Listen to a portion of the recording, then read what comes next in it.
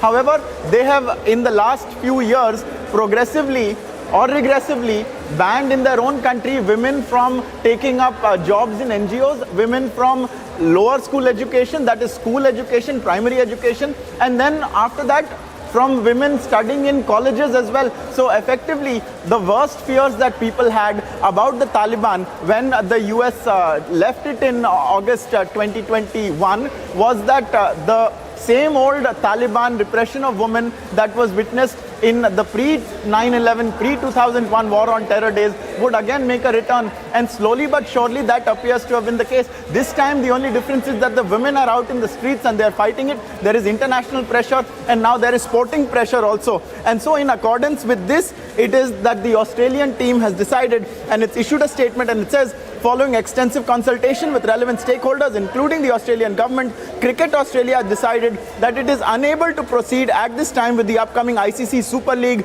3-match men's ODI series between Australia and Afghanistan scheduled for the UAE in March 2023.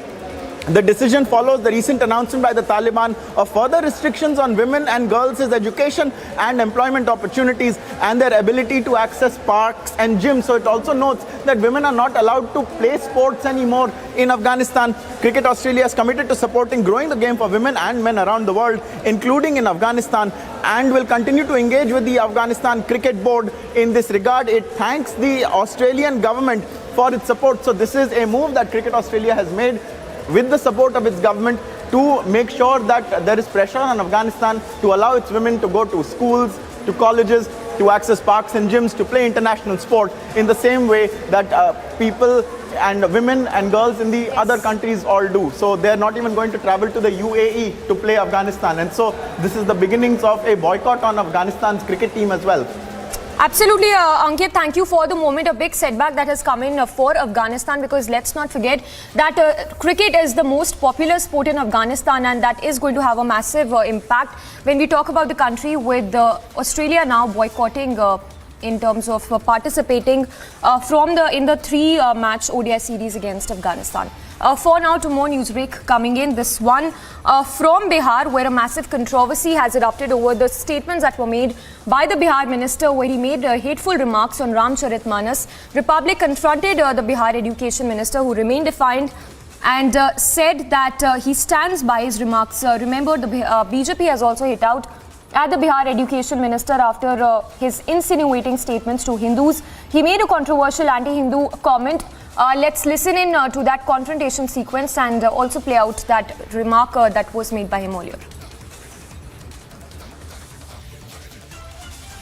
आपने रामचरितमानस को एक नफरत, आप अपनी बात को फिर सुधारिए। आप विवादास्पद आप कह रहे हैं, मैं कहाँ कह रहा हूँ? नफरत का ग्रंथ आपने मैंने नफरत का ग्रंथ नहीं कहा, नफरत का अंश कहा है। उस ग्रंथ में नफरत के अंश हैं। उत्तरकांड में लिखा हुआ है, अधम जात में विद्या पाए, भयहु जथा ही दूध पिलाए। आप बताओ इसका क्या अर्थ है? कभी पढ़े हैं? मैं तो नहीं पढ़ा, मैं तो नहीं पढ़ा, आप पढ़े हैं। वही लोग बहस में लगे हुए हैं, जो पढ़ेंगे सब। हम विवाद नहीं कर रहे हैं, साधु संत लोग बोल रहे हैं कि अपमानजनक है। मैंने तो नहीं पढ़ा है रामचरित, मैं ऑनेस्टली आपको बता रहा हूँ। आप पढ़े, मुझे याद है कल आप भाषण में दोहा में काफी बता रहे थे। लेकिन रामचरितमानस एक सेक्रेड ग्रंथ है, जैसा कि हिंदू धर्म के लोग मानते हैं, और संत लोग आपका विरोध कर रहे हैं इस बात को लेकर। भाजपा वाले भी विरोध कर रहे हैं। संत लोग विरोध नहीं कर रहे हैं। संतों की पृष्ठभूमि देखिए किस बात की वो लोग विरोध कर रहे होंगे। कौन लोग हैं वो? क्या वो संत रैदास है? क्या वो संत पासवान है? क्या वो संत गुप्ता है? आप देखिए, क्या वो संत चौधरी है? क्या वो संत जायसवाल है? क्या वो संत शर्मा है? मतलब शर्मा, जो मेरा ये कहना है कि जो भी मैंने बात कही है, संपूर्ण ग्रंथ पर टिप्पणी नहीं है, ग्रंथ के उस अंश पर टिप्पणी है जो संपूर्ण 85-90% लोगों को शिक्षा से वंचित करता है। आज मोहन भागवत जी नागपुर से फतवा देते हैं कि शिक्षा से अहंकार बढ़ता है। क्या आपने देखा? आपने पढ़ा? ये बहस का मुद्दा बना। रामचरितमानस को आप किस रूप में लेते हैं? आप ये बताइए। मैं रामचरितमानस के उत्तरकांड के उस अंश को का विरोध करता हूँ जिसमें लिखा हुआ है, धम जात में विद्या पाए, भयहु जथा ही दूध पिलाए। मैं रामचरितमानस के उस अंश को लेता हूँ जिसमें लिखा हुआ, जे बरनाधम तेली कुम्हारा, सपच की रात कोल कलवारा। बरन में नीच कौन कौन है? पहला नाम तेली का दिया है भैया। तेली, कहार, कुम्हार, कोल, कलवार, आदिवासी, दलित पर नहीं, सारे वंचितों को कहा है। और मनुस्मृति का दहन क्यों किए बाबा साहब अम्बेडकर? बाबा साहब अम्बेडकर भारत भूमि के प्रथम छात्र हुए। ईश्वर किसी जाति के दास नहीं हैं। अगर जाति के दास होते, प्रभु परमात्मा जाति के दास होते, मालिक खुदा किसी जाति के दास होते, तब रूढ़िवादियों द्वारा, दकियानुसी विचारों द्वारा, यथास्थितिवादियों द्वारा बाबा साहब अम्बेडकर को वंचित समाज में पैदा किया गया।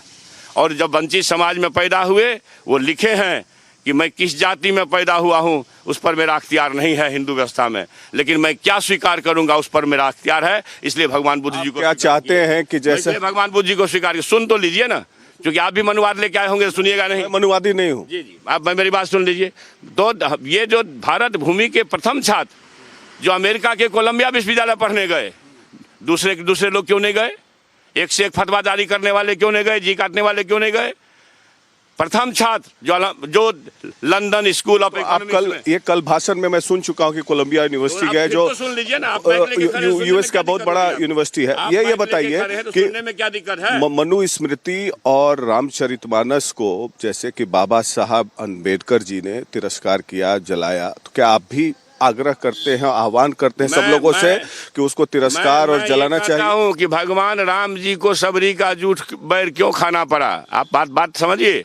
भगवान किस जी को सुप्पन भगत डोम के यहाँ क्यों खाना पड़ा? ये दर्शन है कि जो अंश है जाति के नाम पर विषमता का, नफरत का, उस अंश को हटाओ। मतलब आप रामचरित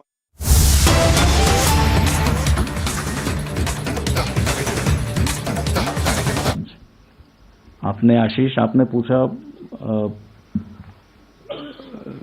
कि क्या हमारे और एडवर्सरी के बीच में जो आपने नंबर्स का जिक्र किया। मैं सिर्फ ये कहना चाहता हूँ कि कोई भी सेना की क्षमता या इसमें सिर्फ नंबर्स पे निर्भर नहीं है, उसमें कई अलग अलग मुद्दे होते हैं। आपके जो लड़ाई की सामग्री है या weapon system equipment is one component. उसके अलावा आपकी लेवल ऑफ ट्रेनिंग है, आपकी लेवल ऑफ मोटिवेशन आपके सोल्जर्स की, जो ह्यूमन रिसोर्स है मेरी समझ में वो भी उतने ही मायने रखता है। उसी तरह से इंफ्रास्ट्रक्चर और उसी तरह से वहाँ पर किस तरह की टेरेन अवेलेबल है। So it is a sum total of all this. So आपको संक्षिप्त में यदि मैंने आपको प्रश्न का जवाब देना है तो मैं आपको ये आश्वस्त कराना चाहता हूँ या फिर ये भरोसा दिलाना चाहूँगा, यदि कोई ऐसी ज़रूरत पड़ी या कोई ऐसी सिचुएशन आई तो हमारी सेना पूरी तरह से सक्षम है, सशक्त है, प्रबल है। और यदि कोई ऐसी सिचुएशन आती है उसका पूरी तरह से मैं समझता हूँ रिस्पॉन्ड करने में पूरी तरह से तैयार है। और आपका प्रश्न था यूएन पीस कीपिंग के बारे में और जो लीगल एक्शंस या इस तरह से इंजर्ड या जो वहाँ पर यदि जान गंवा देते हैं उनके बारे में उसकी क्या लीगल पोजीशन है, तो इसके बारे में मैं थोड़ा और मेरे को जानकारी हासिल करनी पड़ेगी। पर हमारे जब भी हम कोई डिप्लॉयमेंट करते हैं यूएन मैंडेट के तहत, तो इन सब चीज़ों का एडिक्वेटली हम ध्यान देते हैं और साथ ही पूरा लीगल ओपिनियन करने के बाद only when all these aspects are addressed do we commit our troops to the UN. So whatever जो भी आपके मतलब मन में शंका या इश्यूज है वो मैं बताना चाहूँगा कि they would have been adequately examined या उसका सही मायने में सोच करके ही ये किया होगा। स्पेसिफिक जो आपका प्रश्न है I may not be able to answer since it's a legal matter, that is one, but I can revert back to you. जहाँ तक आपने जोशी मठ के बारे में पूछा और मैंने शुरू में बताया जो भी हमारी वहाँ पे फैसिलिटीज़ है, जो भी इंफ्रास्ट्रक्चर है, जिस मात्रा में या जिस तरह से हम मदद कर पाएंगे वहाँ पर स्थानिक प्रशासन की हम पूरा करेंगे। और ऐसे सिचुएशंस में हमने पहले भी पास्ट में भी पूरी तरह से मानवीय या फिर प्राकृतिक आपदा का सामना करने में पूरी मदद की है, तो उसी की तरह यहाँ पर भी हम करेंगे। Okay, we'll take the last set now. We've already exceeded time. We'll start with Sudhiranjan Sen, Bloomberg, Manas Bhuya, PTI, and Abhishek Bhalla, India TV, India Today TV. Yeah, please start. Chief, Sudhiranjan from Bloomberg here, sir. Sir, given the background of Joshi Math, are you kind of doing some kind of a survey, assessment of your, your units, positions that are not only there in Joshi Math, but, strewn across the border, the northern borders, given the fact that there is such a sensitivity to the border right now? And if so, do you have an alternative plan? And will you kind of advise the civilian government that the military is taken more into confidence before building projects out there? Okay, next question. Mic दीजिए आप. Sir, this is Manas Pratim Bhuyan from PTI, Press Trust of India. Yes. Good afternoon, sir. Sir, Yeah. to your left. This way. Oh yeah, sorry. Sir, do you think the Russian invasion of Ukraine actually added new complexities to India's long-term security challenges, as it could, there has been observations that it could embolden China to become more aggressive along the borders with India? And a quick second question about your predecessor, General Narawane's recent comments that, theaterization plan will not be prudent idea without enunciating the national security strategy. So how do you see the comments, sir? Thank you. Okay, Abhishek Bhalla. Where are you, Abhishek? Yeah, Abhishek, mic. Good afternoon, sir. Abhishek Bhalla from India Today this side. So just a short question. Manas has already asked the theaterization question that I wanted to ask. So I'll push in a simple question. A lot of thrust on women in the army. Is the army ready for having women in infantry and armored corps?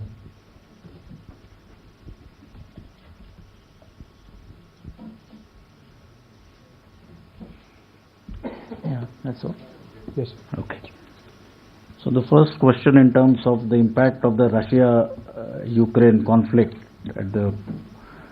so I did mention that we've carried out a detailed analysis in terms of what lessons are there for us, right at the strategic level, at the operational level, or for us as military men at the tactical level in terms of the weapon systems, their operating procedures, tactics, etc.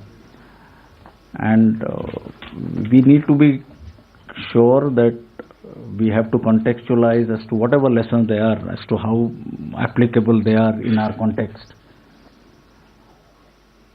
But in brief, we have assessed the impact, we have drawn out these lessons, and we will translate them, we will incorporate them, or we've already done it in terms of how, shall we say, relevance of the larger weapon platforms, relevance of non-kinetic domains such as cyber, space, or for that matter information warfare. Now these are some very profound issues, lessons that have come out of it. So yes, we are looking at all this and seeing as to how we can apply them in our context. Your question with respect to theaterization and the comments on what General Narawane said, I think it is not fair for me to comment, but to say that I think in the future, integrated and a tri-service response to meet our future security challenges is an imperative. And towards this, I think we need to get the right joint tri-services structures in place. And just to elaborate, you're looking at a theatre command as a single entity, looking after all security aspects, issues in a geographical area under one single commander. So I leave it here by just highlighting the importance of theaterization, but stop short of commenting on what my predecessor, his views were. And I think that would also answer another question which somebody else asked in terms of theaterization. But yes, amongst the three services, we are in the process of consultations, deliberations on issues related to the integrated theatre command. And it's something which is currently under deliberation. And the last was with respect to employment of women in other arms and services. I mentioned to you, we have taken the first step, or one more step, not the first one, in terms of as to how we can, where we can employ women officers.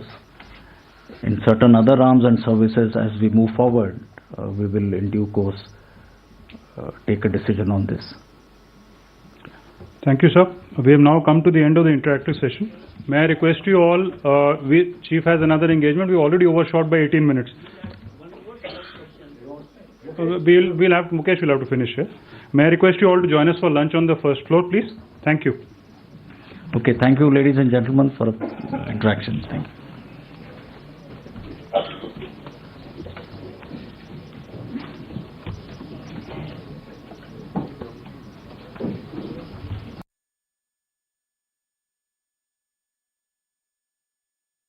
They're addressing a host of issues where he says that there is adequate force level available to deal with any situation, and that the deployment from the adversary side on the northern border continues in the same manner, going on to say that we have an equal number of troops on our side and that there is slight increase in the number of troops by China opposite our eastern command, but we are keeping a close watch.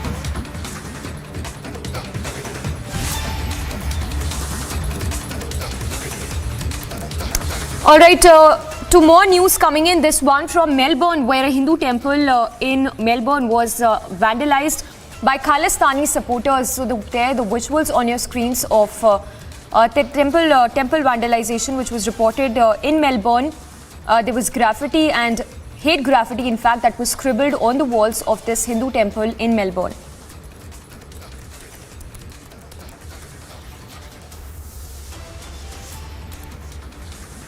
So the visuals there on your screens right now is from the Melbourne Hindu temple that was vandalized by Khalistani supporters. Now this is the Swami Narayan Mandir in Melbourne, in the northern suburb of Mill Park in Melbourne.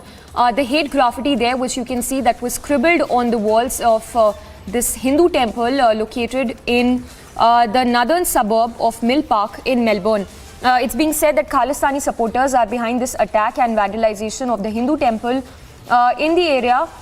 This is the Swami Narayan Mandir in Melbourne's northern suburb. So a Hindu temple there that was attacked and vandalized by Khalistani supporters in Melbourne, Australia, by Khalistani supporters. Members of the Hindu community, in fact, have responded strongly to this incident coming to light from Melbourne.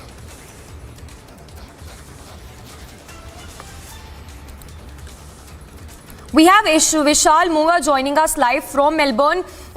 If you can give us the latest you're picking up, it's being said that Khalistani supporters, backers are behind this vandalization which has happened in this particular Hindu temple. Give us more details.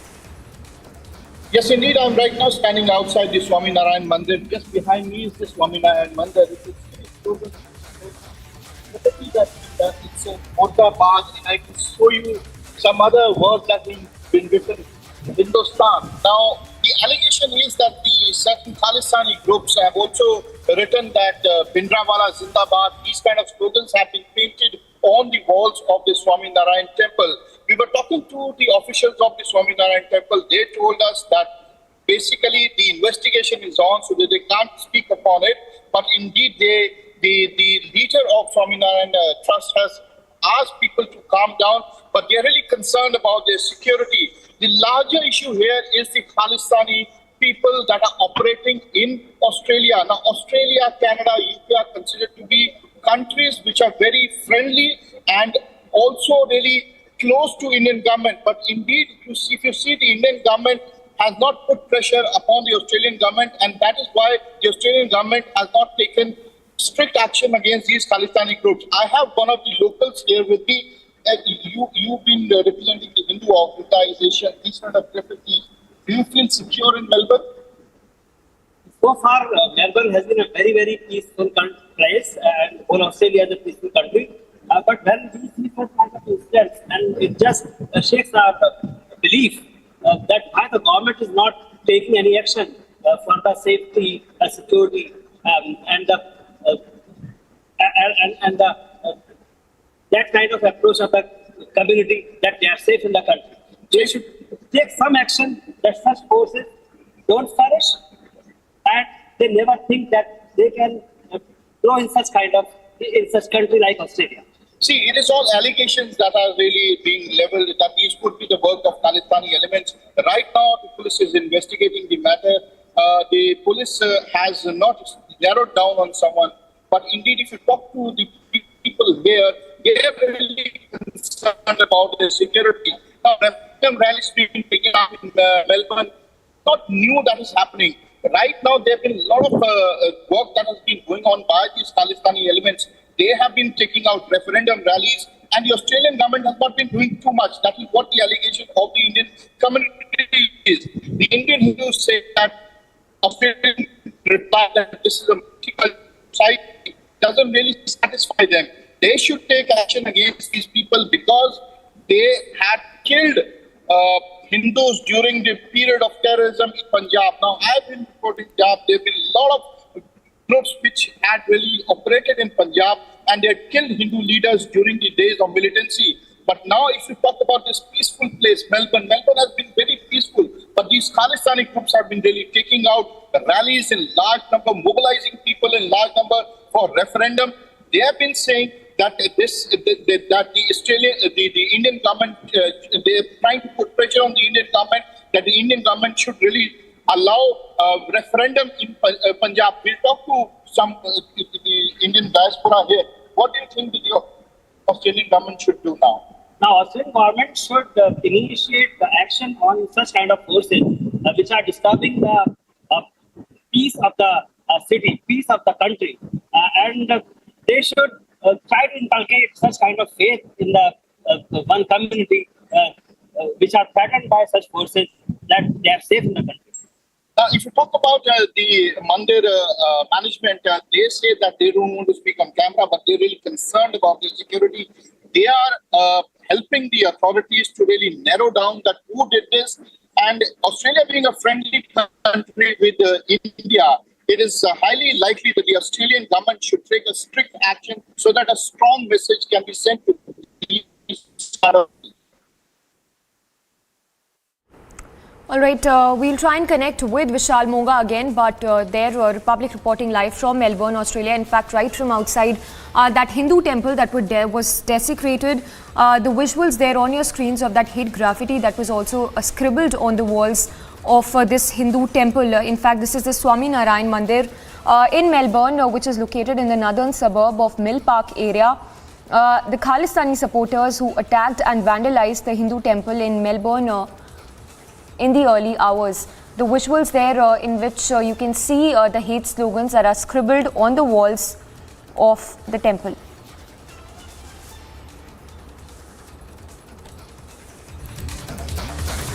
We'll try and get more voices, but the the hate graffiti there in which you can see scribbled on the walls of this Hindu temple, which is the Swami Narayan temple, which is located in the northern suburb of Mill Park. It was allegedly vandalized by the Khalistani supporters. So the Hindu community there voicing their concerns and saying, in fact, talking about the kind of concerns this particular incident raises. But the visuals there on your screens in which you can see the Melbourne Hindu temple that was attacked and vandalized by the Khalistani supporters. All right, we'll try and connect with Vishal Monga again, who's reporting live from Melbourne, from outside that Hindu temple, which was desecrated by the Khalistani elements. But we're given to understand that it was vandalized in the early hours by the Khalistan supporters. So blatant display of religious hatred there towards the Hindu community by the Khalistani supporters, as is evident from those visuals there being seen. The visuals there in which you can see how this temple was vandalized by the Khalistani supporters is what we're given to understand, and the Hindu community there expressing their thoughts on this. This as a result of the blatant display, as can be seen, of the religious hatred towards the Hindu community in Melbourne. So anti-India graffiti there that's scribbled on the walls of this Hindu temple, which is the Swami Narayan temple in Melbourne.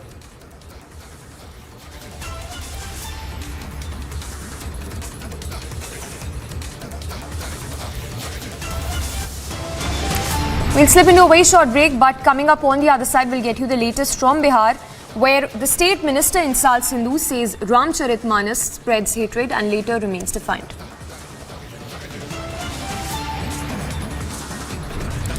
Big controversy breaks out over Bihar education minister's Hindu insult.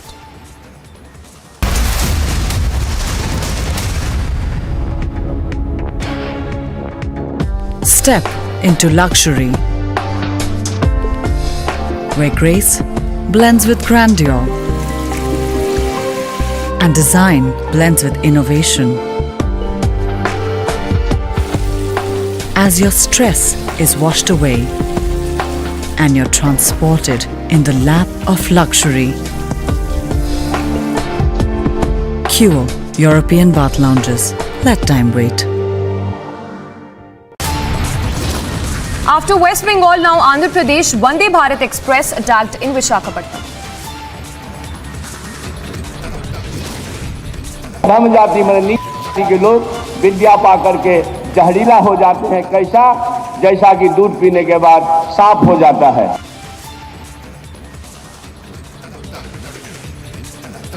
Bihar Education Minister insults Hindus, says Ramcharitmanas spreads hatred.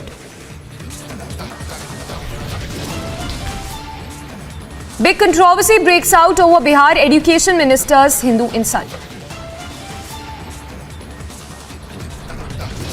Prime Minister Narendra Modi's mega visit to Polban, Karnataka, Prime Minister to inaugurate key events.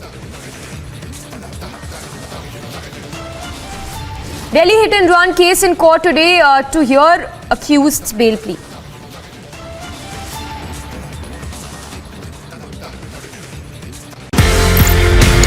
ये कहानी 1947 में जाती है sir, एक नया मुल्क बनता है पाकिस्तान। जो ऑफिसर्स हैं इंडियन आर्मी में, उनको ये बोला जाता है कि आप चूज करें आप कहां पे जाना चाहते हैं। मेरे पिताजी जनरल सैयद मेहदी हसनैन उस वक्त कैप्टन जब आर्मी के अंदर आए थे तो फर्स्ट गढ़वाल राइफल्स में आए। प्योर हिंदू सोल्जर्स कम्युनिटी जो थी पूरी, उसमें एक अकेला मुसलमान।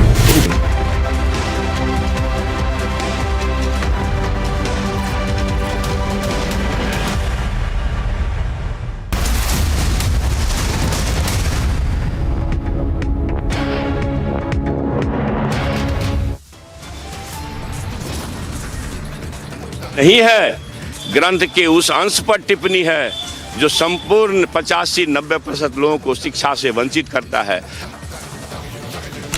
Republic confronts Bihar minister who insulted Ramcharitmanas. Minister remains defiant, justifies remarks.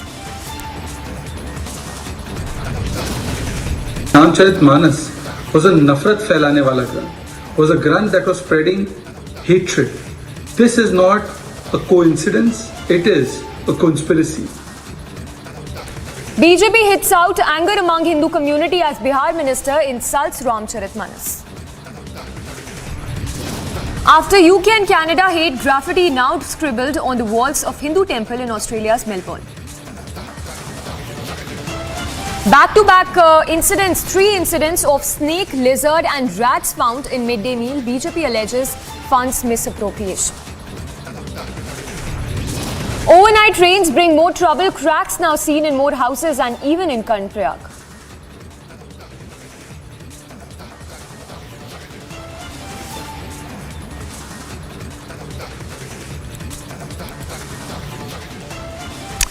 Alright, we start with the big news break coming in, this one from Bihar, where a massive controversy has broken out over the statements that were made by the Bihar minister, where he made hateful remarks on Ramcharitmanas. There is massive anger over the comments that were made by him. In fact, let's listen in first to that remarks that were made by the Bihar minister, where he said that Ramcharitmanas should be burnt like Manusmriti He even went on to say that Ramcharitmanas promotes caste division in society and that worked to keeping 85% of the population backwards. Not just this, the Bihar Education Minister also said on Ramcharitmanas that it advocates keeping lower caste people illiterate. Let's listen into that soundbite and then we play out that confrontation sequence. Chandrashekhar ji, आपने रामचरितमानस को एक नफरत, आप अपनी बात को फिर से सुधारिए। आप विवादास्पद आप कह रहे हैं, मैं कहाँ कह रहा हूँ? नफरत का ग्रंथ आपने मैंने नफरत का ग्रंथ नहीं कहा, नफरत का अंश कहा है। उस ग्रंथ में नफरत के अंश हैं। उत्तरकांड में लिखा हुआ है, अधम जात में विद्या पाए भयहु जथा ही दूध पिलाए। आप बताओ इसका क्या अर्थ है? कभी पढ़े हैं? मैं तो नहीं पढ़ा, आप पढ़े हैं? वही लोग बहस में लगे हुए हैं। जो पढ़ेंगे सब। हम विवाद नहीं कर रहे हैं, साधु संत लोग बोल रहे हैं कि अपमानजनक है। मैंने तो नहीं पढ़ा है रामचरित, मैं ऑनेस्टली आपको बता रहा हूँ। आप पढ़े, मुझे याद है कल आप भाषण में दोहा में काफी बता रहे थे। लेकिन रामचरितमानस एक सेक्रेड ग्रंथ है, जैसा कि हिंदू धर्म के लोग मानते हैं, और संत लोग आपका विरोध कर रहे हैं इस बात को लेकर। भाजपा वाले भी विरोध कर रहे हैं। संत लोग विरोध नहीं कर रहे हैं। संतों की पृष्ठभूमि देखिए किस बात की वो लोग विरोध कर रहे होंगे। कौन लोग हैं वो? क्या वो संत रैदास है? क्या वो संत पासवान है? क्या वो संत गुप्ता है? आप देखिए, क्या वो संत चौधरी है? क्या वो संत जायसवाल है? क्या वो संत शर्मा है? मतलब शर्मा, जो मेरा ये कहना है कि जो भी मैंने बात कही है संपूर्ण ग्रंथ पर टिप्पणी नहीं है, ग्रंथ के उस अंश पर टिप्पणी है जो संपूर्ण 85-90% लोगों को शिक्षा से वंचित करता है। आज मोहन भागवत जी नागपुर से फतवा देते हैं कि शिक्षा से अहंकार बढ़ता है। क्या आपने देखा? आपने पढ़ा? ये बहस का मुद्दा बना। रामचरितमानस को आप किस रूप में लेते हैं? आप ये बताइए। रामचरितमानस के उत्तरकांड के उस अंश का विरोध करता हूँ जिसमें लिखा हुआ है, धम्म जात में विद्या पाए भयहु जथा ही दूध पिलाए। मैं रामचरितमानस के उस अंश को लेता हूँ जिसमें लिखा हुआ, जे बरनाधम तेली कुम्हारा सपच की रात कोल कलवारा। बरन में नीच कौन कौन है? पहला नाम तेली का दिया है भैया। तेली, कार, कुम्हार, कोल, कलवार, आदिवासी, दलित पर नहीं, सारे वंचितों को कहा है। और मनुस्मृति का दहन क्यों किए बाबा साहब अम्बेडकर? बाबा साहब अम्बेडकर भारत भूमि के प्रथम छात्र हुए। ईश्वर किसी जाति के दास नहीं है। अगर जाति के दास होते, प्रभु परमात्मा जाति के दास होते, मालिक खुदा किसी जाति के दास होते, तब रूढ़िवादियों द्वारा, दकियानुसी विचारों द्वारा, यथास्थितिवादियों द्वारा बाबा साहब अम्बेडकर को वंचित समाज में पैदा किया गया। और जब वंचित समाज में पैदा हुए, वो लिखे हैं कि मैं किस जाति में पैदा हुआ हूँ उस पर मेरा अख्तियार नहीं है हिंदू व्यवस्था में, लेकिन मैं क्या स्वीकार करूंगा उस पर मेरा अख्तियार है। इसलिए भगवान बुद्ध जी को क्या चाहते हैं कि जैसे भगवान बुद्ध जी को स्वीकार, सुन तो लीजिए ना, क्योंकि आप भी मनुवाद लेके आए होंगे, सुनिएगा नहीं? मनुवादी नहीं हूँ। जी, आप मेरी बात सुन लीजिए। तो ये जो भारत भूमि के प्रथम छात्र जो अमेरिका के कोलंबिया विश्वविद्यालय पढ़ने गए, दूसरे लोग क्यों नहीं गए? एक से एक फतवा जारी करने वाले क्यों नहीं गए? जी काटने वाले क्यों नहीं गए?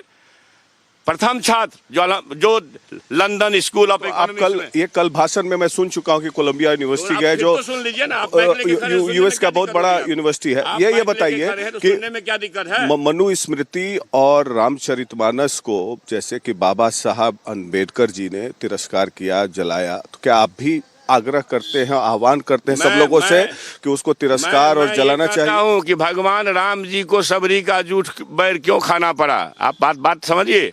भगवान किस जी को सुप्पन भगत डोम के यहाँ क्यों खाना पड़ा? ये दर्शन है कि जो अंश है जाति के नाम पर विषमता का, नफरत का, उस अंश को हटाओ। मतलब आप रामचरितमानस या मनुस्मृति में जो जाति व्यवस्था और वर्ण व्यवस्था के बारे में लिखा गया उसके खिलाफ है आप? जी, उसके खिलाफ है? मैं सीधी बात करता हूँ कि नहीं, उसके खिलाफ है। बात सुन लीजिए ना, रामचरितमानस हो या मनुस्मृति हो या गोबलकर का बंच ऑफ थॉट हो, इसमें जातियों के खिलाफ जो विसंगति का अंश है उसको काट के हटाना चाहिए। अगला सवाल है कि बिहार में जातीय जनगणना हो रही है, आपके नेता नीतीश कुमार और तेजस्वी यादव जाति गिनवा रहे हैं, पूरे सबके घर में जाति गिनने के लिए आएंगे लोग। आप बोल रहे हैं जाति व्यवस्था खत्म होनी चाहिए, तो आप जाति क्यों गिनवा रहे हैं? जाति क्यों गिनवा रहे हैं? मेरी बात सुनिए, मैं मजबूत कंधे वाले से कहना चाहता हूं कि जातियों के नाम पर जो हजारों साल से दमित है, पीड़ित है, शोषित है, उसके उत्थान का अवसर कब होगा? मजबूत कंधे वाले, अगर ऐसा नहीं होता तो आचार्य नरेंद्र देव जी उच्च श्रेणी के कुलीन पंडित में पैदा होकर के समाजवाद नहीं करते। आचार्य जेवी कृपलानी साहब उसके अनुयायी नहीं होते। आचार्य डॉक्टर लोहिया जी वो भी ऊंचे कुल में पैदा हुए। गरीबों की बात क्यों की है, वंचितों की बात। जाति गणना ठीक है, जातीय आपको सुनने का धीरज नहीं है? आप तो पूरी बात सुन लीजिए ना। एक फहरिस्त है, लंबी फहरिस्त। जिसको देश की चिंता है वो सबकी चिंता करेगा। जो सबकी चिंता करेगा 90 को काटेगा नहीं। इसलिए 100 में 90 लोग अगर वंचित आज भी है, आज भी जीतन राम मांझी मुख्यमंत्री, आपको हिम्मत है तो चलाइए, मैं नहीं समझता हूँ आपको हिम्मत है। जीतन राम मांझी मुख्यमंत्री बनकर के मधुबनी के दुर्गा मंदिर में गए पूजा करने, किसने उसको गंगा जल से धोया? वही मेरे जी काटने का फतवा जारी करते हैं। नहीं, लेकिन आप समाजवाद की बात करते हैं। 35 साल समाजवादियों की सरकार रही, तो क्या आपको नहीं लगता कि समाजवादियों ने उत्थान नहीं किया पिछड़ी जातियों का? अगर उसी का आप कहना क्या चाहते हैं? आप मनुवाद सीख करके आए हैं, यही हमसे बोलवा चाहते हैं? मनुवादी मैं यह कह रहा हूं कि आज के तारीख में 6 साल नहीं हुआ है। आप 2 तारा की बात कर रहे हैं साहब। आप मनुस्मृति में जाति व्यवस्था के खिलाफ बात कर रहे हैं, फिर जातीय जनगणना करा रहे हैं। पढ़ कर क्या है? आप भी जी काटने वाले लोगों में से हैं। मैंने भी जी काटने वाले लोग पक्का है। आप मेरी बात धीरज है तो बात सुन। आप सत्ता में आके सत्ता में रहकर आप, इसका मतलब ये नहीं कि कुछ भी बोलकर निकल जाइएगा। सत्ता में आ रहे हैं तो समानता की बात करने के लिए जातीय जनगणना की जा रही है। जो हजारों साल से काट के रखे गए हैं उनको सम्मान कब मिलेगा? और मजबूत कंधे वाले आप आगे आओ। अगर देश को बचाना चाहते हो, देश को ताकतवर बनाना चाहते हो, तो आप निश्चित रूप से ये ज्ञान की भूमि बिहार है, ये दर्शन का काम करेगा। So there you heard the Bihar minister who continues to stand his ground over the remarks he'd made earlier where he likened the Ramcharitmanas to the Manusmriti, even went on to say that it advocates keeping lower castes, people illiterate. A lot of reactions coming in, the VHP as well as the BJP condemning such remarks that were made by the Bihar minister. Let's listen into those reactions. I believe that it arises from ignorance. Ramcharitmanas has been the binding force for the Hindus amongst the diaspora, spread all around the world. The Girmitiyas, the persons akin to a bonded labor, when they went to foreign lands, they took Ramcharitmanas with them. And the Ramcharitmanas has been their link with the motherland and the Hinduism. There are specific stories in Ramcharitmanas, particularly his friendship, Ram's friendship with the Nishad Raj. When Nishad Raj comes to touch the feet of Rama, the Ram stands up, spreads his hands and invites him for a close hug. Nishad Raj is hesitant. He refers to his lower caste. The Ram replies that he does not believe in the high and low of the caste, pulls him close and hugs him close. When he goes to Shabari, Shabari refers to her caste. Shabari refers to being a woman. Ram does not accept both contentions. He calls Shabari as Bhamini and mother. So therefore, the Ram's story is the story of a closeness, of rising above the caste and other differences, rising above the tribes and other differences. Nishad Raj is a friend of Ram. Sugriv is a friend of Ram.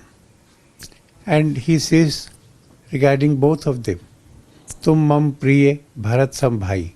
So not only a friend, but also a brother, a relative, as valuable as Bharat, as valuable as Lakshman.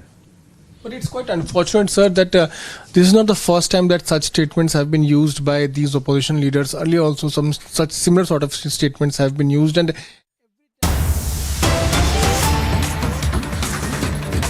Alright, moving on to more newsbreak coming in. This one from Tamil Nadu, where it's yet another escalation in terms of a face-off between the government and the governor. Latest, we're given to understand that the DMK delegation team has approached the President, Draupadi Murmu, and has even submitted a memorandum over Governor R.N. Ravi. So that's the latest coming in. The DMK delegation submitting a memo to the President, Draupadi Murmu. So the DMK delegation having arrived at the Rashtrapati Bhavan to submit the memorandum against the Tamil Nadu governor. So yet another escalation in terms of the face-off we've been seeing between the Tamil Nadu governor and the government. Varshini is joining us for the latest on that. Varshini, if you can take us through the details of this memorandum that has been submitted by the DMK delegation to the President Draupadi Murmu.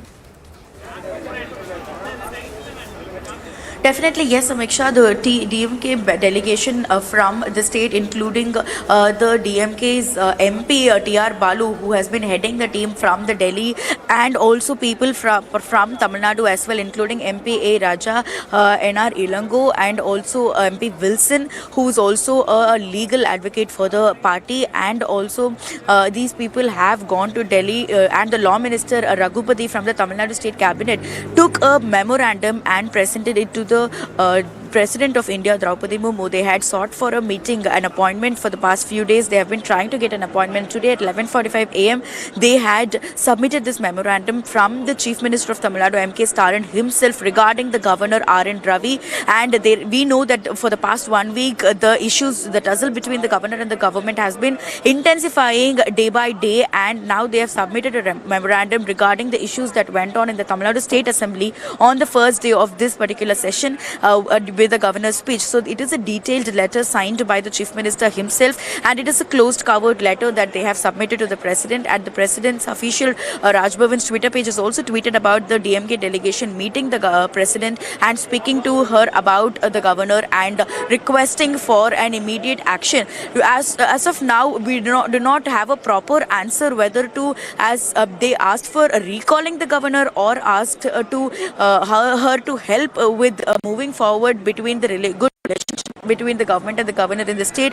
But we don't have official confirmation on that. But there is a memorandum, detailed memorandum submitted to the President herself regarding the governor.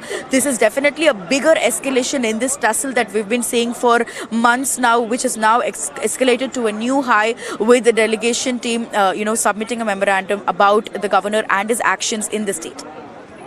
Right, Varshini, thank you for the latest on that. So, Varshini giving us the details of this memorandum that has been submitted by the DMK delegation to President Draupadi Murmu against the governor.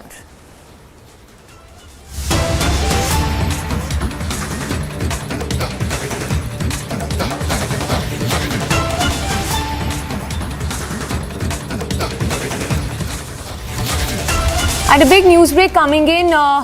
Exclusive videos that we've accessed of Myanmar striking the rebel camps.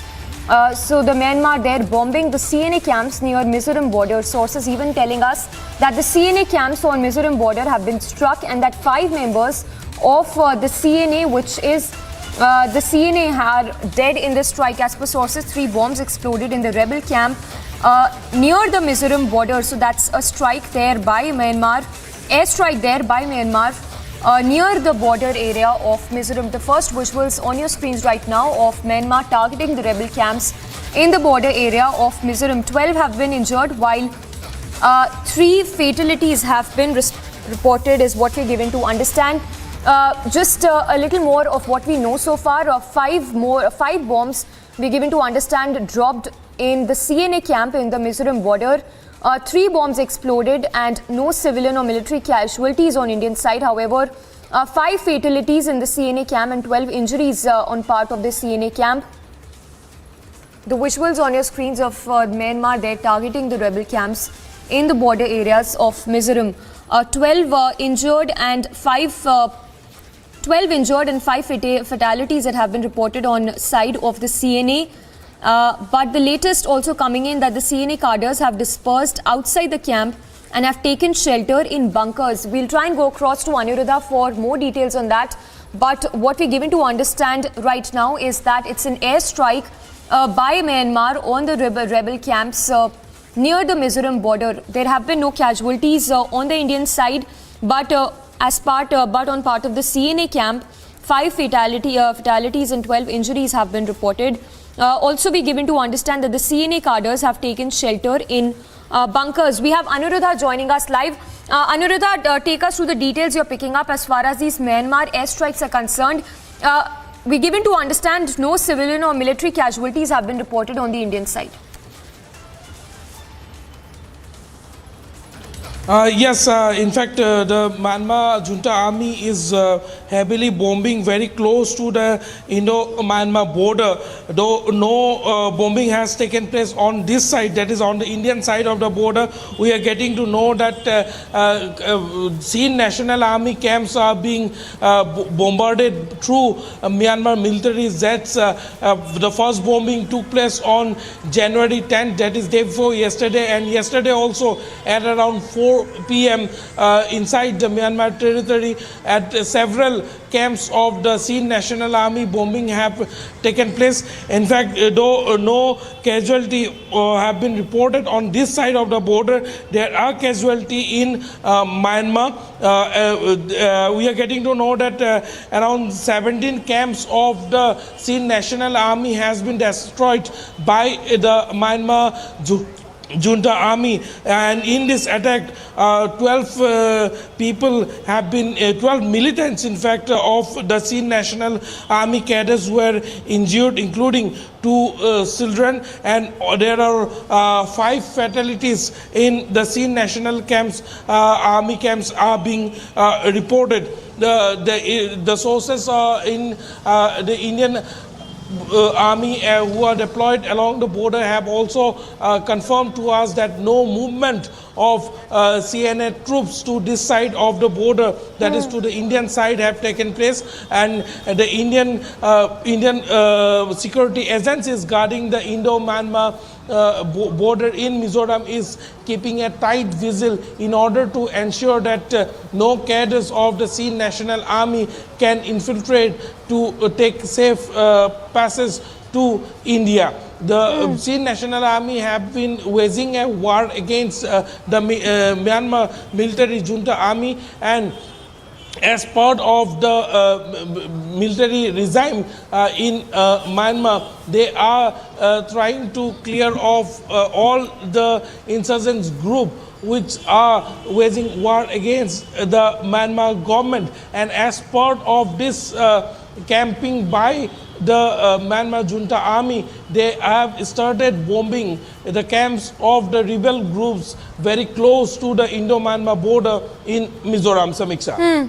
Aniruddha, stay with us, and just to give our viewers a recap of what we know so far, as Aniruddha is telling us, those are the visuals we are getting of the airstrikes on part of Myanmar to strike the rebel camp. We're given to understand no civilian or military casualties have happened on the Indian side. However, on part of the CNA camp, 5 fatalities and 12 injuries have been reported, whereas the latest also coming in that the CNA cadres have currently have dispersed outside the camp and have taken shelter in bunkers. So it remains to be seen how worrying it is a situation, because these airstrikes have happened very close to the Mizoram border. Sources even saying that 3 bombs exploded in the rebel camps. So it's the headquarters of the Sin National Army that was targeted by Myanmar, in which 5 fatalities and 12 injuries were reported, but none on the Indian side. Also remember that the rebel camp is located very near to the Indo-Myanmar border, which is primarily a concern.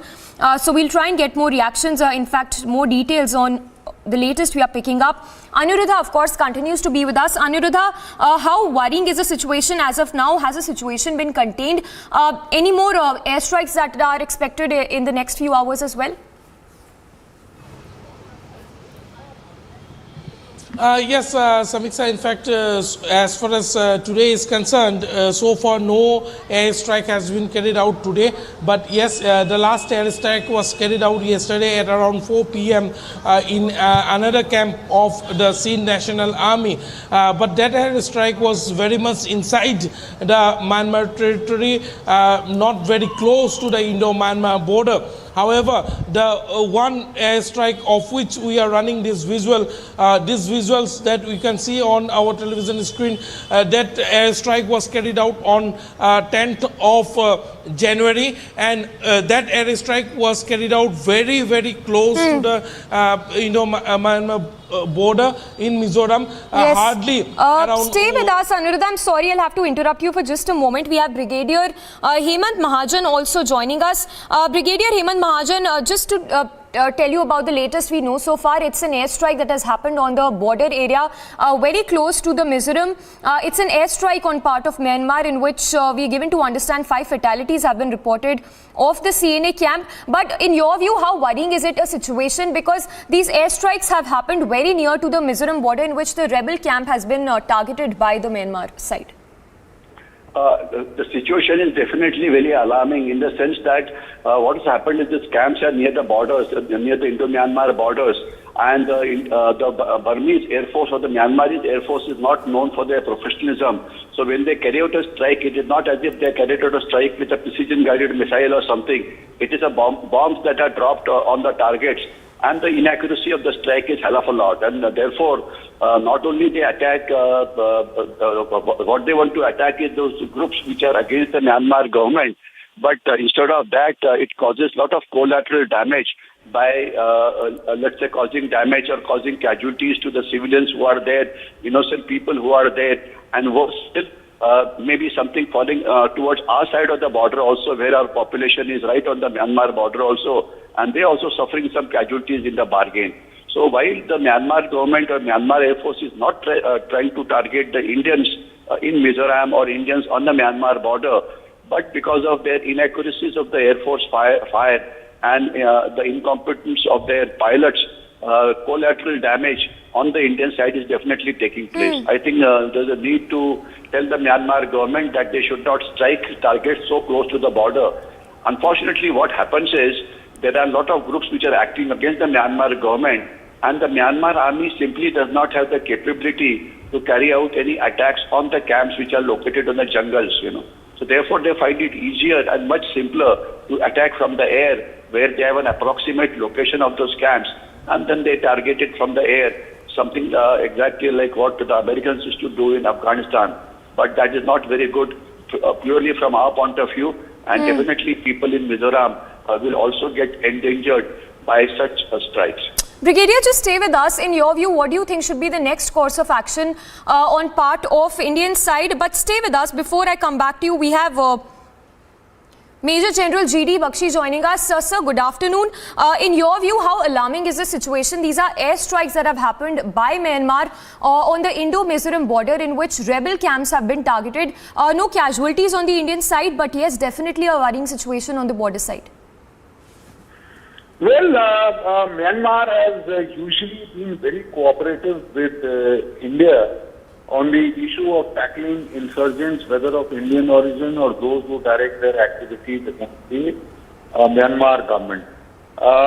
This is a new kind of an escalation in which when they have been unable to target the camps on the ground by ground action, they have resorted to airstrikes. And these airstrikes are very close to our border. So that to an extent spells out danger, because there is that zone, in which the tribals are allowed to move close to the border, and it could have led to Indian casualties. So I do think they should have shared this information with us. I am not sure as yet whether they did, and they should have, alerted the Indian side on this, impending bombing offensive kind of a thing. But I suppose since they haven't transgressed the Indian border, things are all right from that point of view. But definitely this has a chance of inflicting collateral damage to the civilian population. And definitely it would not be acceptable on the Indian side. Though we do hope that they was coordinated with the Indian side. I'm not sure about that because we are still awaiting information on that aspect.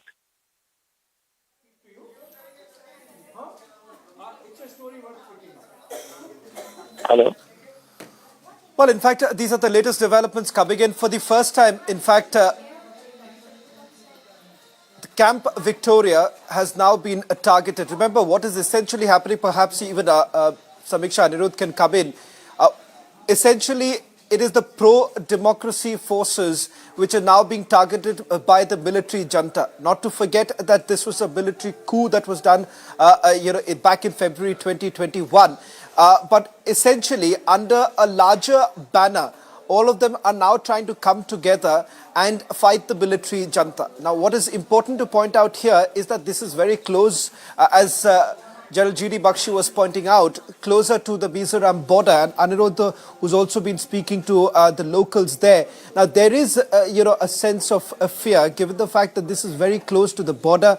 And, the rebels have set up their own camp. The Chin National Army's Camp Victoria has been targeted for the first time. And this is not very far, barely about few kilometers away from the Indian border. So that is the reason why for the locals in that area also, it's been a sense of fear.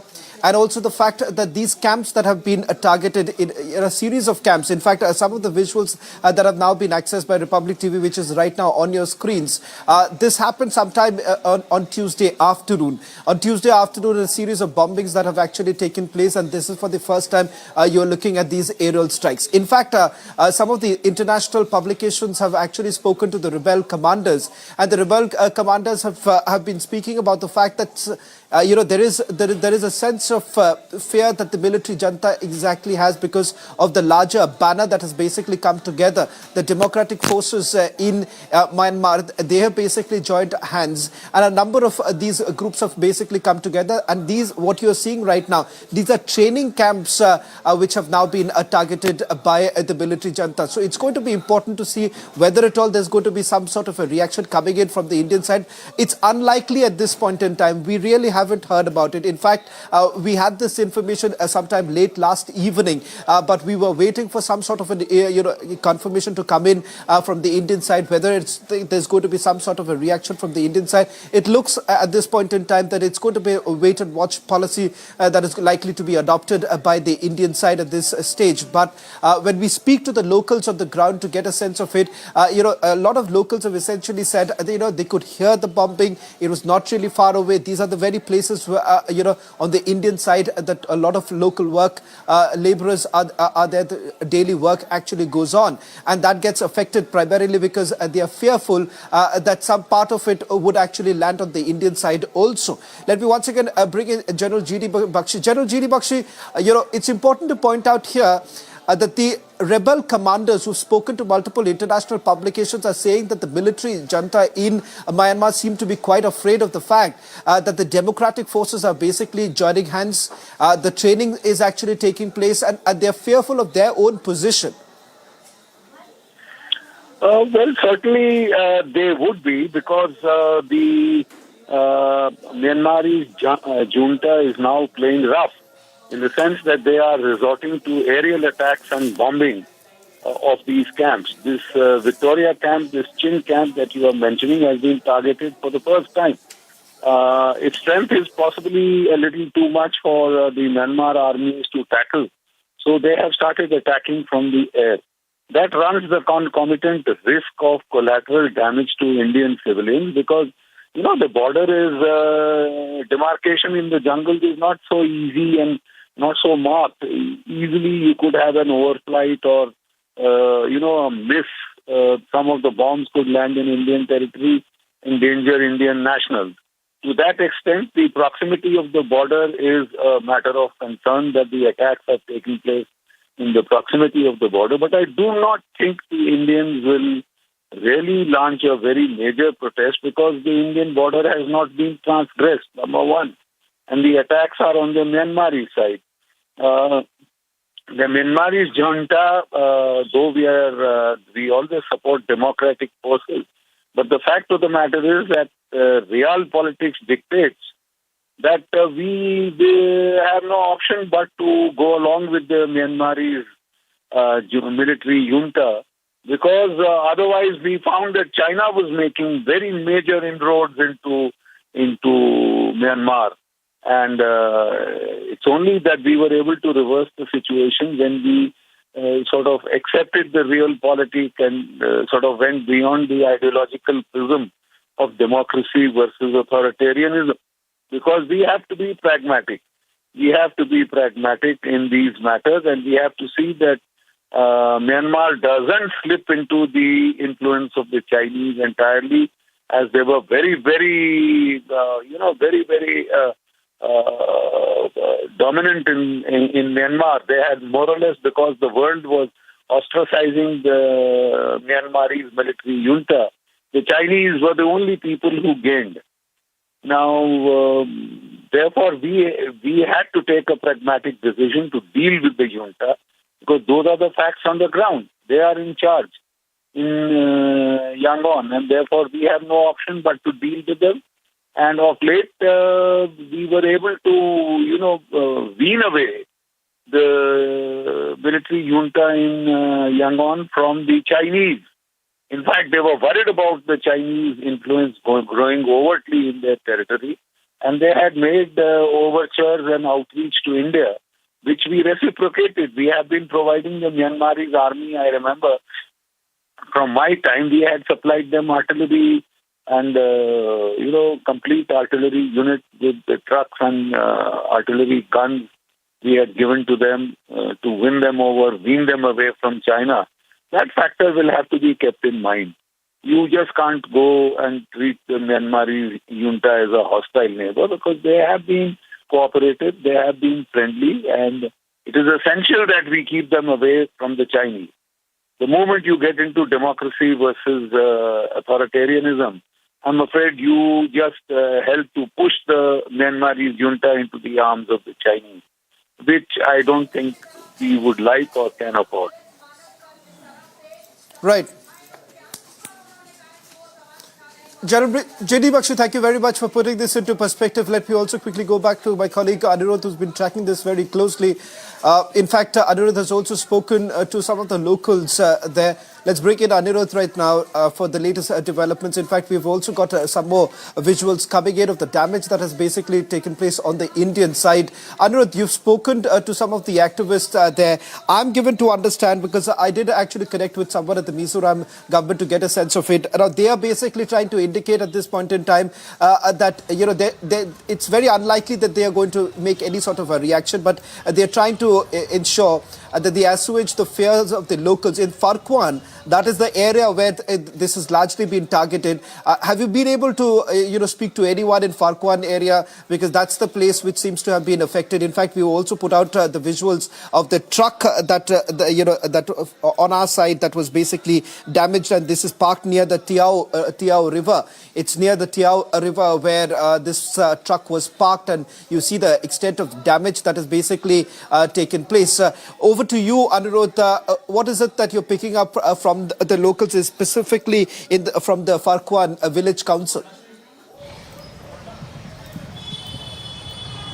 Yes, Awan, as far as the reaction of the locals is concerned, we are getting to know that though no major damage has been caused because of the airstrike on the Indian side, but yes, one vehicle which was moving close to the border along the road that passes through the Indo-Myanmar border, a truck was partially damaged in because of the splinters, or you can say because of the ravises that came out because of the bombardment.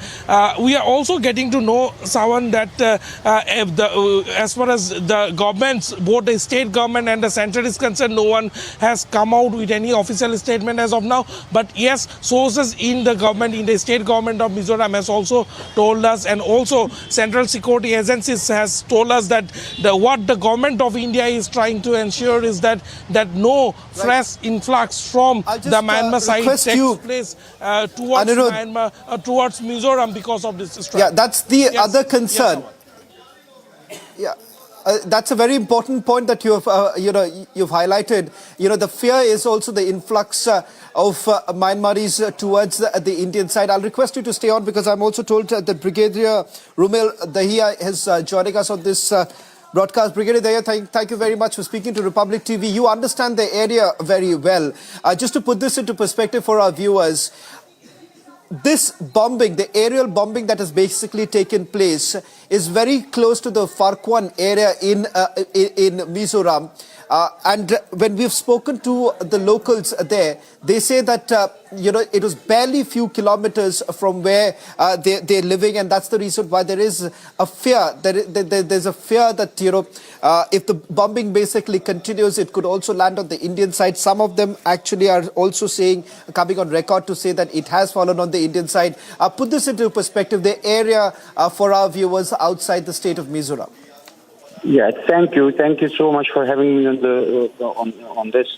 First of all, there's an Assam Rifles picket at Khobong, which is, as the crow flies, is about 7 kilometers from Farkon. And there's another village on the left of Farkon, which is called Wafai. From Wafai, there's a Kacha track which goes across the river, goes into Myanmar. So we carried out this, Operation Golden Bird there in 1995, and we deployed exactly there, amongst one of the other places.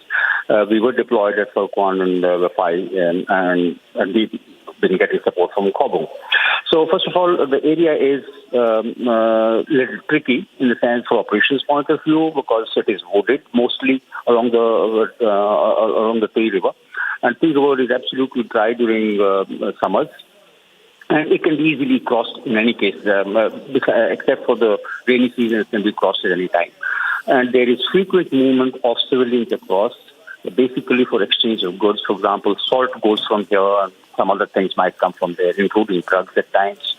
So that's a very active kind of very active kind of place, movement. And why this, the Chin National Army was dormant for quite some time, and there used to be two factions of it, Chin, CN Roger, and another CNF. So there were two of them. Now, they were dormant for quite some time, but after this Aung San Suu Kyi government was dismissed, thereafter they have started supporting the people's resistance movement.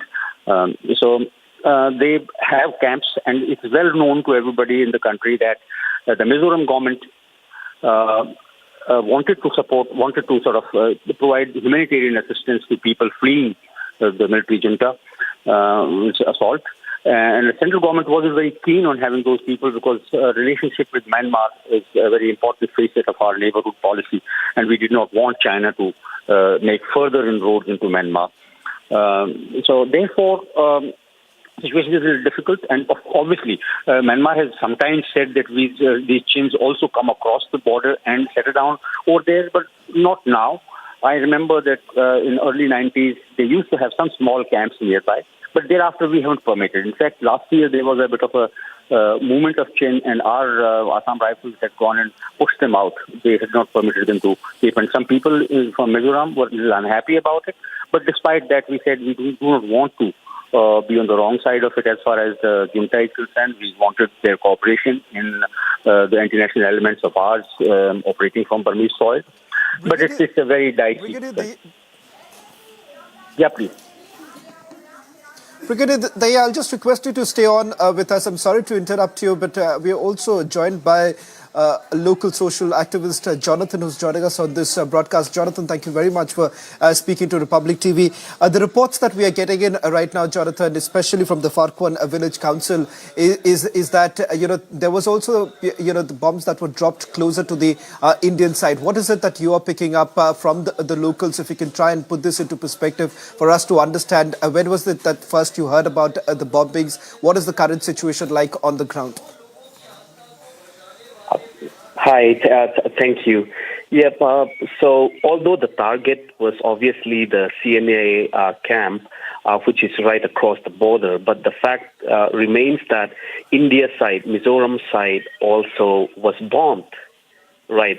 And there were visuals which you have showed as well. There were damages on, on the fields, and fortunately, people were not there in their fields and things like that, so there were no casualties. But the fact remains that India side, Mizoram side was also bombed. So this was very clear. There are visuals about it. There are, people from Farkon villages who have witnessed that as well. And they are so it's a very big deal because yes, the target by the juntas would be the CNA camp, but the fact remains, and I repeat, India side, Mizoram side was bombed.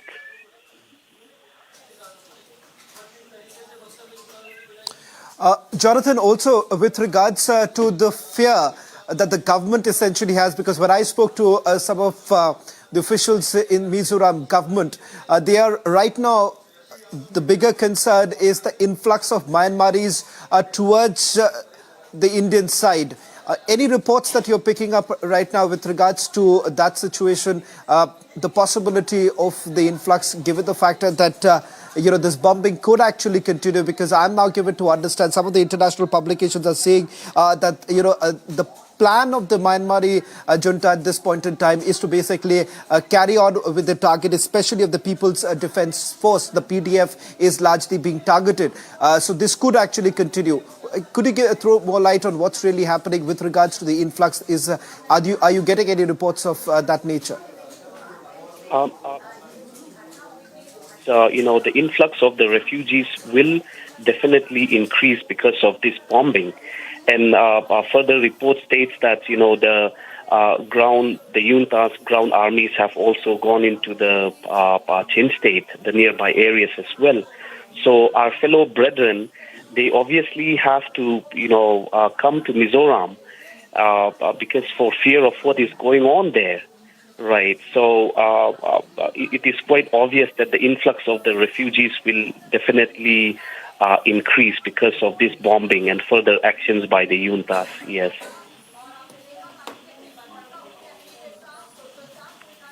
Well, thank you very much, Jonathan, for putting this into perspective. We'll try and go across to you in a short while from now. We'll try and bring you live on our program to get a sense of what's really happening on the ground, because there appears to be a sense of fear at this point in time, at least for the locals. But what's important to point out here is that there is a renewed activity from the side of the Myanmar junta at this point in time.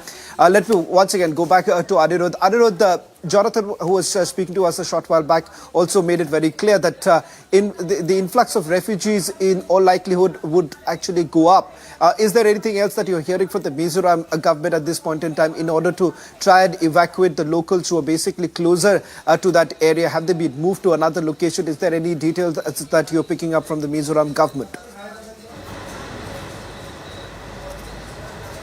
Yes, in fact, Sawan, the stand of the Mizoram government as far as the seen refugees is concerned, they are always open for the refugees from Myanmar, and they had also apprised the center several times, in fact, that the center should actually open up for the gates of Indo-Myanmar border so that the refugees of Myanmar, basically the seen state, can take shelter in Mizoram.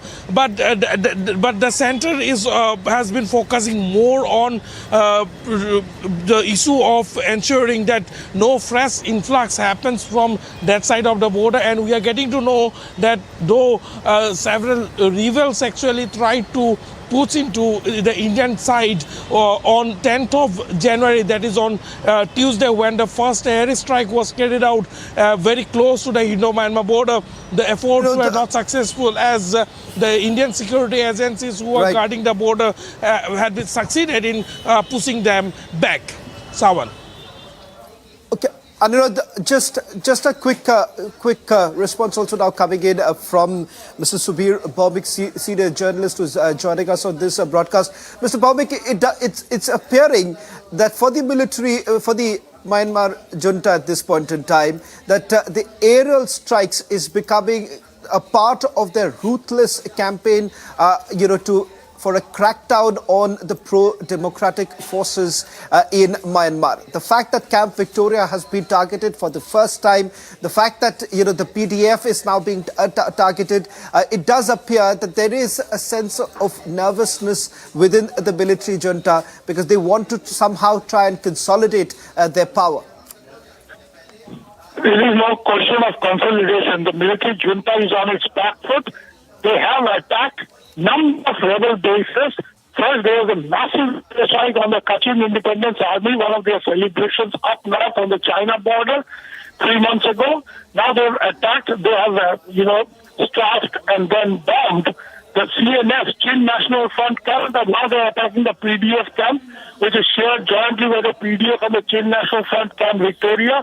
So air power, Myanmar air power, is the only guarantee against a complete runover by rebel forces in some part of the country. As you know, in the Rakhine province, the Arakan army controls almost 2/3 of the area de facto. Same is the position in Kachin areas. In the Chin areas also, the rebels have got a lot of ground. They have gathered a lot of ground, and the Burmese military is clearly on the back foot. And this has actually led to severe criticisms in the West. The U.S. is actually considering enforcing, if it gets UN clearance, a zone over Myanmar to facilitate, rebels movement. And then prevent the Myanmar. This is something like they enforced over Bosnia. Right. And that is the reason senior defense officials from US have been visiting Bangladesh, because to enforce a new fly zone, they need quite a bit of support from both India and Bangladesh if they have to do it in the Bengaluru. So the situation is getting really murky. The Chinese will definitely try to stop something that the US is planning. So Myanmar, not only is the military clearly on the back foot, and the rebels have gained ground in a lot of places, which is why they're rampantly using air power, but it's also becoming a flashpoint for international power contest. Mr. Bhavik, thank you very much for putting this into perspective. There's absolutely no doubt about the fact that there is, the military junta is being caught in that fear of the revival of the democratic forces in Myanmar. Whether at all there is a Chinese link to it is something that we'll have to wait and watch. And also the response really coming in from the Indian side. So far, the Indian side has been completely tight-lipped. We've tried getting in touch with the Mizoram government, but no one is right now on record speaking about the current situation. Most of these reports are now coming in from the locals with whom Anirudh and myself we've been talking to get a better sense of. We'll try and get you more reports in a short while from now about the situation on the ground. Over to you, Shivangi.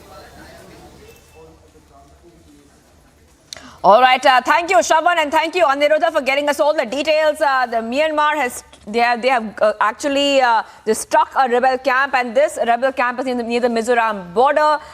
This is the CNA camp which has been struck by Myanmar. We'll be, of course, tracking the story very closely on Republic TV. Thank you, Shravan and Aniruddha. Taking a very short break right now, viewers, on Republic TV. Much more coming up on the other side as we track stories. The BJP now hitting out anger among Hindu community as Bihar minister insults Ram Charitmanas. Overnight rains bring more trouble. Cracks now seen in more houses and even in Joshimath. Stay tuned.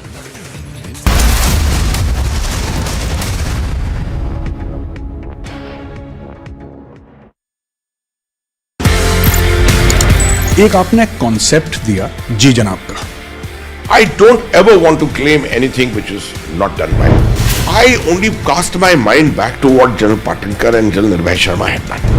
What I did was that I took the Ji Janab.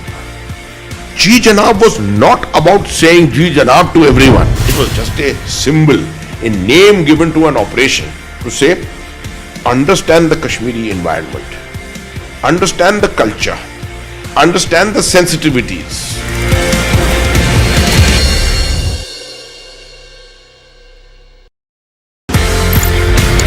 ये कहानी 1947 में जाती है sir. एक नया मुल्क बनता है पाकिस्तान. जो ऑफिसर्स हैं इंडियन आर्मी में, उनको ये बोला जाता है कि आप चूज करें आप कहां पे जाना चाहते हैं. मेरे पिताजी जनरल सैयद मेहदी हसनैन उस वक्त कैप्टन जब आर्मी के अंदर आए थे तो फर्स्ट गढ़वाल राइफल्स में आए. प्योर हिंदू सोल्जर्स कम्युनिटी जो थी पूरी, उसमें एक अकेला मुसलमान. उनके कमांडिंग ऑफिसर ने उनसे पूछा, बंटवारे के अंदर आप क्या चाहेंगे, किसी मुस्लिम यूनिट के साथ, मुस्लिम रेजिमेंट के साथ पाकिस्तान आर्मी में जाने की? जवाब जो था बहुत जबरदस्त. मैंने सोच लिया मैं उस देश में जाऊंगा, मैं उस फौज में जाऊंगा जिसमें मजहब के लिए कोई अलग जगह नहीं है.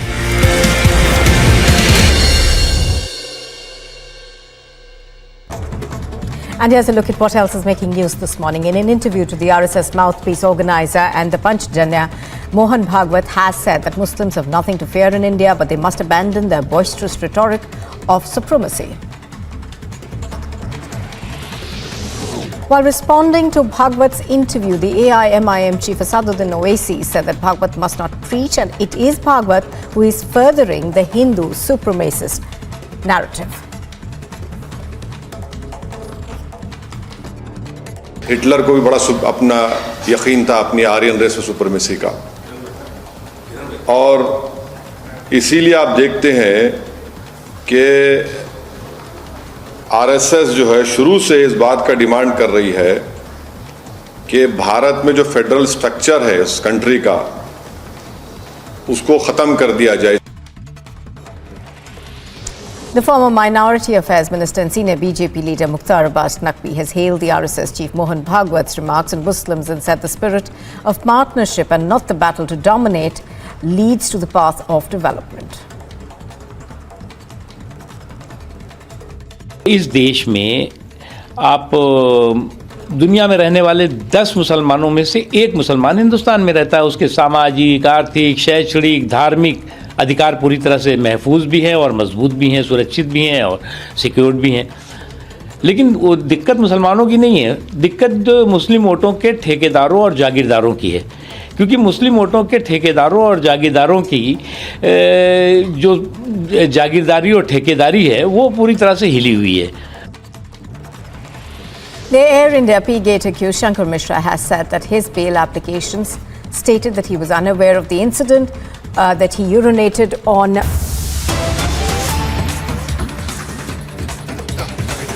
Viewers, getting some breaking news coming in. Reports suggest that 3 Liberal MPs are visiting the Swami Narayan temple at 11:30 a.m. This is after the reporting on the temple being desecrated in Melbourne. Hindu temple in Melbourne was attacked and vandalized by Khalistan supporters. So viewers, getting some details. Liberal MPs to visit the targeted temple in Melbourne, and coming on the back of a Hindu temple in Melbourne, which was allegedly targeted by Khalistan supporters. Now, this incident has sent shockwaves to the Indian diaspora of the Australian city. Also, we are coming to know that the walls of the Swami Narayan Mandir in the suburb of Mill Park were vandalized allegedly by Khalistan supporters. And you can see those visuals on the screen as well, viewers, as phrases like Hindustan Murdabad were written. And viewers, getting some more details coming in. Many eyewitnesses have also said that they have seen this incident transpire, and they have witnessed the vandalization of the walls of the temple when they visited the site in the morning on Thursday, that is today. All right, let's take a very short break, viewers. We continue to be live and breaking on India's #1 news channel, Republic TV. Back-to-back 3 incidents of snake, lizard and rats found in midday meal. BJP alleges funds misappropriation. And overnight rains bring more trouble. Cracks are now seen in more houses and even in Karnataka. Stay tuned.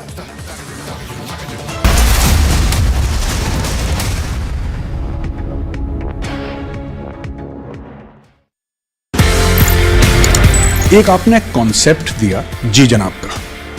I don't ever want to claim anything which is not done by me. I only cast my mind back to what General Patinkar and General Nirbhay Sharma had done.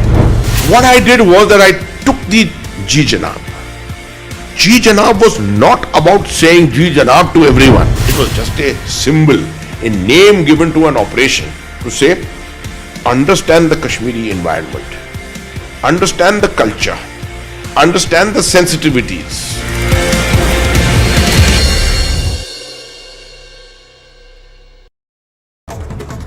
And here's a look at what else is making news this morning. In an interview to the RSS mouthpiece organizer and the Panchjanya, Mohan Bhagwat has said that Muslims have nothing to fear in India, but they must abandon their boisterous rhetoric of supremacy. While responding to Bhagwat's interview, the AIMIM chief Asaduddin Owaisi said that Bhagwat must not preach and it is Bhagwat who is furthering the Hindu supremacist narrative. Hitler को भी बड़ा अपना यकीन था अपनी Aryan race और supremacy का, और इसीलिए आप देखते हैं कि आरएसएस जो है शुरू से इस बात का डिमांड कर रही है कि भारत में जो फेडरल स्ट्रक्चर है इस कंट्री का उसको खत्म कर दिया जाए. The former Minority Affairs Minister and senior BJP leader Mukhtar Abbas Naqvi has hailed the RSS chief Mohan Bhagwat's remarks on Muslims and said the spirit of partnership and not the battle to dominate leads to the path of development. इस देश में आप दुनिया में रहने वाले 10 मुसलमानों में से एक मुसलमान हिंदुस्तान में रहता है. उसके सामाजिक, आर्थिक, शैक्षणिक, धार्मिक अधिकार पूरी तरह से महफूज भी हैं और मजबूत भी हैं, सुरक्षित भी हैं और सिक्योर्ड भी हैं. लेकिन वो दिक्कत मुसलमानों की नहीं है, दिक्कत मुस्लिम वोटों के ठेकेदारों और जागीरदारों की है. क्योंकि मुस्लिम वोटों के ठेकेदारों और जागीरदारों की जो जागीरदारी और ठेकेदारी है वो पूरी तरह से हिली हुई है. The Air India P-Gate accused Shankar Mishra has said that his bail applications stated that he was unaware of the incident, that he urinated on a 70-year-old woman passenger allegedly, while adding that he was forced to speak to the victim by the crew and that he felt the matter was settled. He also calls his arrest illegal while questioning the Delhi police and called the episode a media trial. The Delhi court has rejected the order on the bail plea of Shankar Mishra, accused of urinating on a woman co-passenger on the Air India flight. The Delhi police challenged a magisterial court's order.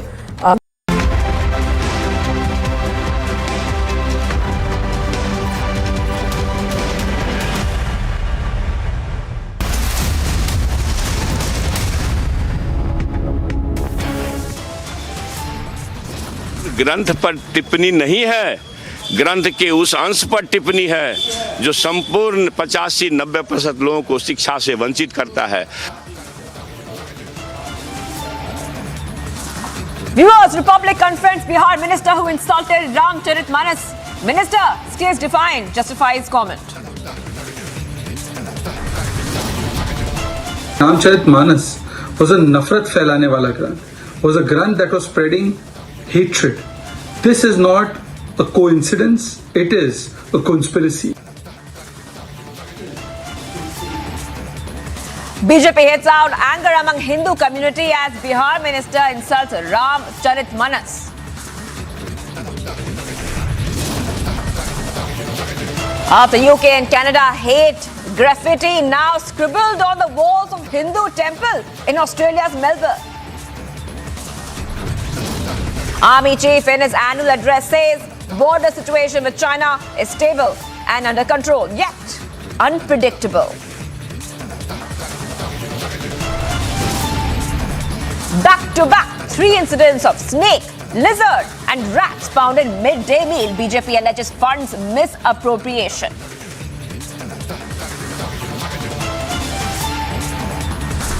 Overnight rain brings more trouble. Cracks now seen in more houses and even in Prayag.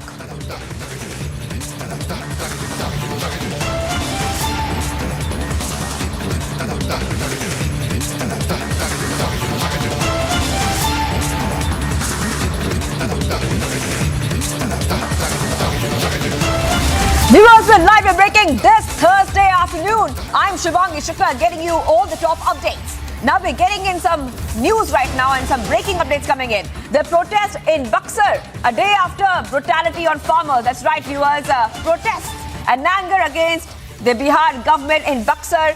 Remember on Wednesday, a violent protest was witnessed in Buxar after angry locals vandalized and set ablaze the police vehicles.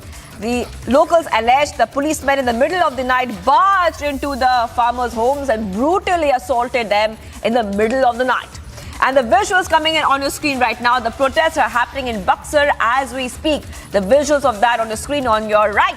On your left, you see the brutality in Buxar. This is what happened yesterday. Yesterday, the police cracked down on those farmers. Now, the police crackdown has been happening for a while now.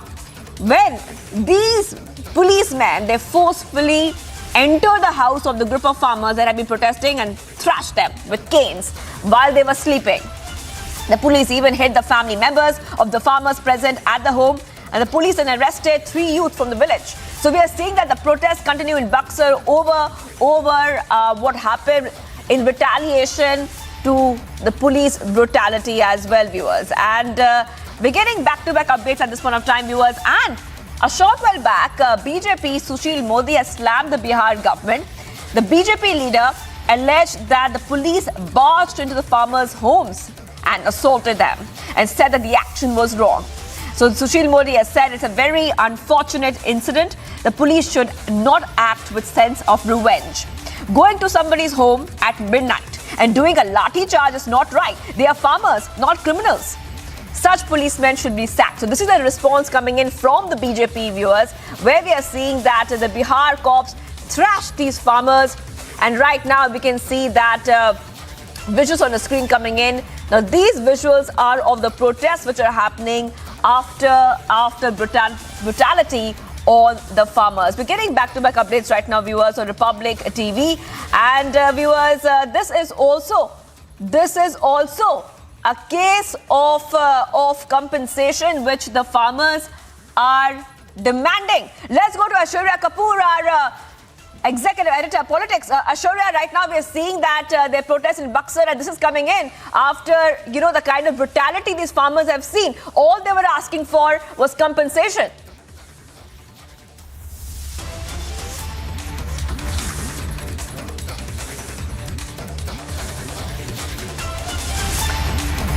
All right, viewers, we'll go to Aishwarya Kapoor very, very soon, but we're getting some more breaking news coming in. Right now, viewers, as we keep tracking this story. This is coming in from Bihar, where anger continues. All right, let's go ahead to more breaking news coming in.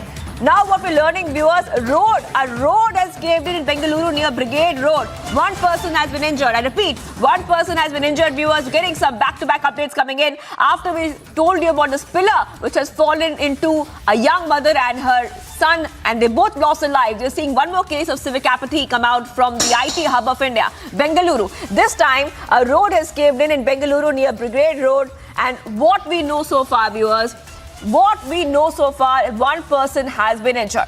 The visuals you see on your screen is of that road, and you can see that the road has caved in. It has made a kind of a hole on the road. One person has been injured. Now we have come to know that this one person is a biker. Getting some details coming in slowly as we get you all the top updates on the story. The biker was injured after the road caved in. We're getting those visuals coming for you from Bengaluru itself, and we are seeing back-to-back cases of civic apathy from Bengaluru, viewers, and now the latest coming in, a road has caved in, viewers, right now, and this is not the first time. Bengaluru keeps suffering from road accidents. The citizens there, they have been complaining of road accidents, of potholes, of such incidents coming in back to back, and no solution in sight. Let's go to Prajwal. Prajwal is joining us as well. Prajwal, take our viewers through exactly what happened. One biker injured after the road caved in, and we can clearly see that is a huge hole. Anybody can fall into that hole. Now this biker is injured. Take us through all the details we're learning.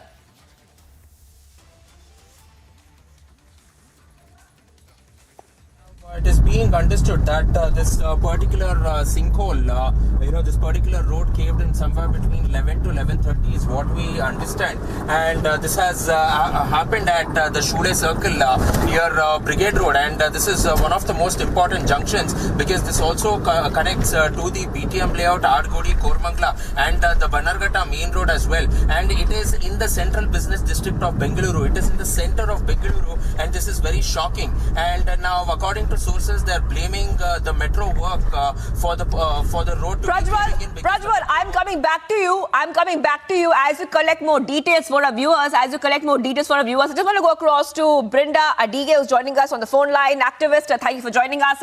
We are seeing, and we have been seeing these stories come again and again after a young mother and her small son, 2.5-year-old, lost their life. You're seeing that one more case has come in. This time a road has caved in. And the big question is that who will take responsibility? When will these road accidents stop in Bengaluru? These road accidents are not going to stop because nobody is fixed with any kind of a responsibility or no accountability. By the time a case is registered, we'll have to have all of you media houses to relentlessly continue to pursue it, because of which they will file a case.